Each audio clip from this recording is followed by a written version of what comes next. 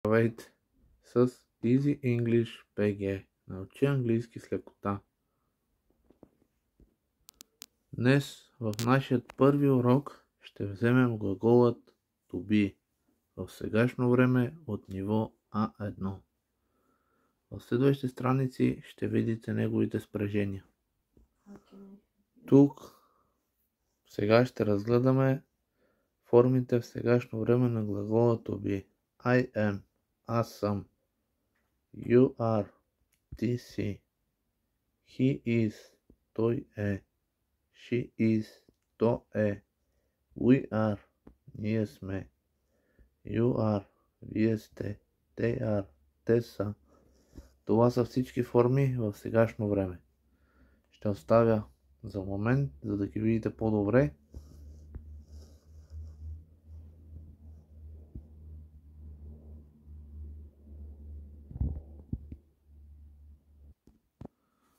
Тук на следваща снимка виждате няколко примера от сегашно време на глагола to be. Първи пример. I am a student.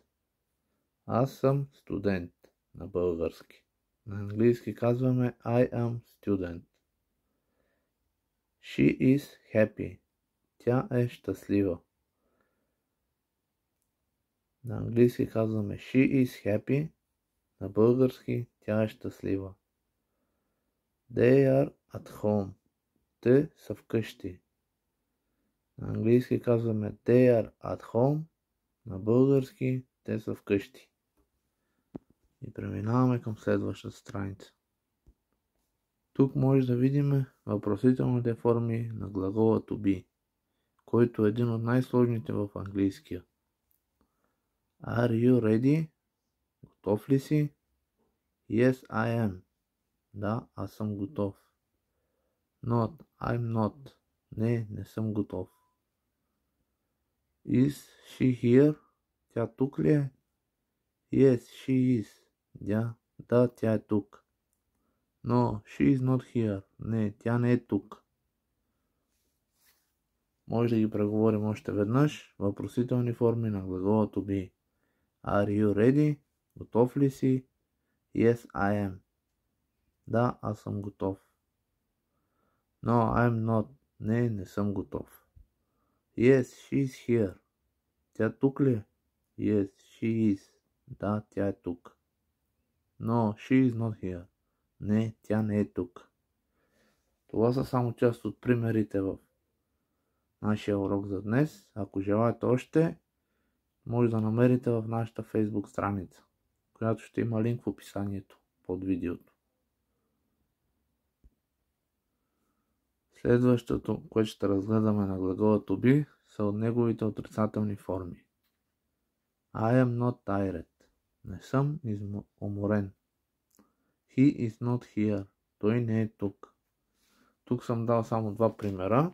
Ако желаете още, може да намерите в нашата Facebook страница, за която ще има линк в описанието. Напомням ви отново.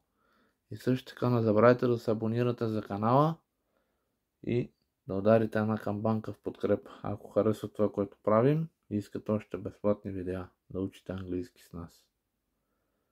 Да преговорим още веднъж отрицателните форми. Нашите два примера. I am not tired. На английски означава, на български означава аз не съм уморен. He is not here. На български означава той не е тук. И не на последно място, оставям няколко упражнения за вас. Моля да попълните правилната форма на глагола to be.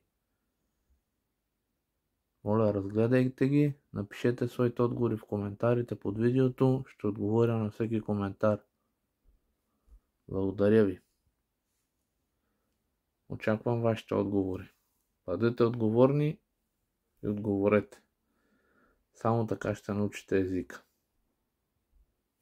Ако не правите упражненията, много трудно ще свикнете да пишете и да говорите на английски.